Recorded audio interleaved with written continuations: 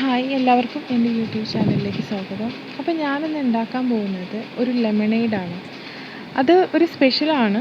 മാവിൽ വെച്ചിട്ടാണ് നമ്മൾ ലെമണേഡ് ഉണ്ടാക്കുന്നത്. അപ്പോൾ അതിനായിട്ട് ഞാൻ കുറച്ച് മാവിൽ എടുക്കുന്നുണ്ട്. ഇത് നമ്മുടെ വീടിൻ്റെ മുറ്റത്ത് തന്നെയുള്ള മാവാണ് കേട്ടോ. അപ്പോൾ ഇതിന് ഞാൻ കുറച്ച് ഇലകൾ എടുക്കുന്നുണ്ട്. നിങ്ങൾ എൻ്റെ യൂട്യൂബ് ചാനൽ ആദ്യമായിട്ടാണ് കാണുന്നതെങ്കിൽ സബ്സ്ക്രൈബ് ചെയ്യാൻ മറക്കരുത്. തൊട്ടടുത്തുള്ള ബെല്ലൈക്കണും കൂടെ പ്രസ് ചെയ്യുകയാണെന്നുണ്ടെങ്കിൽ ഞാനിടുന്ന വീഡിയോസിൻ്റെ നോട്ടിഫിക്കേഷനൊക്കെ പെട്ടെന്ന് കിട്ടും. അപ്പോൾ എൻ്റെ വീഡിയോസൊക്കെ പെട്ടെന്ന് കാണാൻ പറ്റും. അപ്പോൾ ഞാൻ ഒരു 5-6 ഇലകൾ മാത്രമേ എടുത്തിട്ടുള്ളൂ കേട്ടോ. അത് നമുക്ക് മിക്സിയുടെ ജാറിലേക്ക് ഇതേപോലെ ഞാനങ്ങ് കീറിയിട്ടിട്ടുണ്ട്. അതിലേക്ക് ഒരു ചെറിയ കഷ്ണം ഇഞ്ചി അതൊന്ന് നമ്മൾ അരിഞ്ഞിട്ട് കൊടുക്കാം. അതുപോലെ തന്നെ ഒരു പച്ചമുളക് എരിവനുസരിച്ച് ഇട്ടോളൂ കേട്ടോ. അപ്പോൾ ഞാനൊരു പച്ചമുളകാണ് ഇട്ടിരിക്കുന്നത്. ഇത് നല്ല എരിവുണ്ട്.